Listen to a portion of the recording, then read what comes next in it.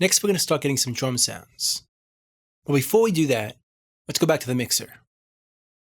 And if you remember, we added this EQ to the master bus in the last video. This makes the mix sound brighter and more finished. But leaving it on the master bus isn't really going to help us, because everything we do going forward on the individual tracks is going to fight it. So to create the same effect, but without tying our hands, let's take it off the master 2 bus and instead put it on each of these tracks. It'll sound exactly the same. It's just an EQ, but it gives us more flexibility when we tweak each track to use more or less of the effect, or not at all. So let's take it off of here. I'm actually going to copy it by holding out Option on the Mac, Alt on the PC, and just drag it to an individual track. It puts it there as well. Let's do the same with this one, and our sax, the guitars, the Rhodes, our bass track, and our drums.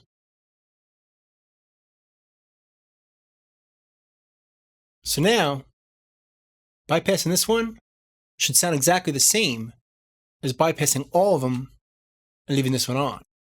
Let's hear it.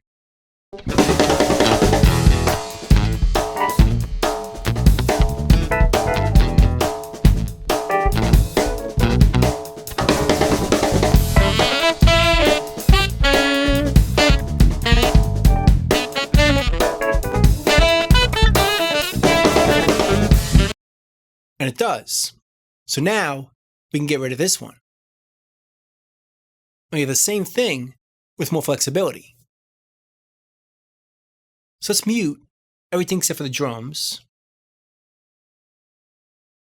And let's get a rough balance for the drums. Start with that kick.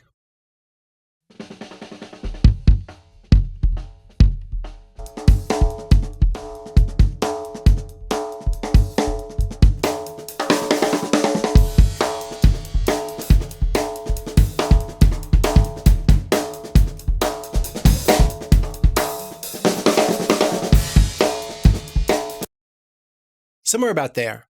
And let's start off with the overheads. Let's solo it.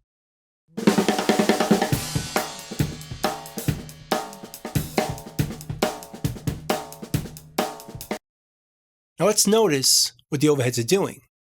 With a little rough mix, the overheads are adding the top end, the stereo-ness, or how wide the drums are, and basically how pretty or bright the cymbals are. Without it, and with.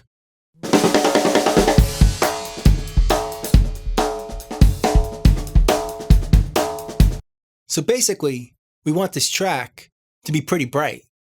So let's go to our EQ and adjust it just for the overheads.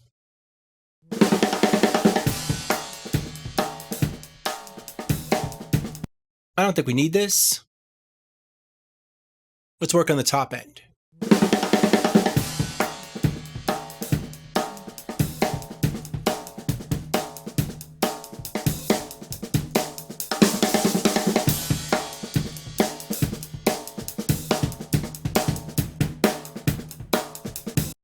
This one here is the Q, decides how sharp the EQ is. It's a little sharper. And this is a bit more subtle.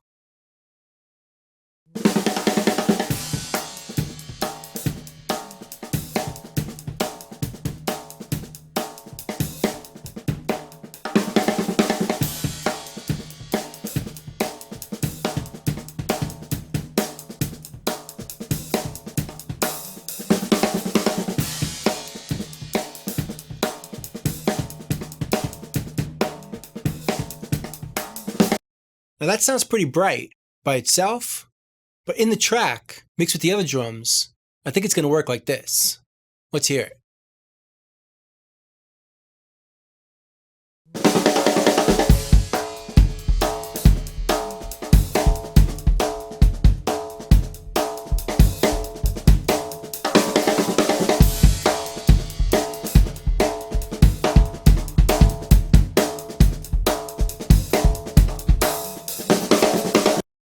That feels pretty good like that.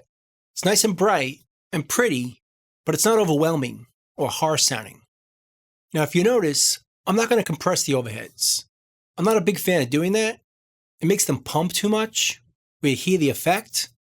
I prefer the overheads to sound natural, especially in a song like this.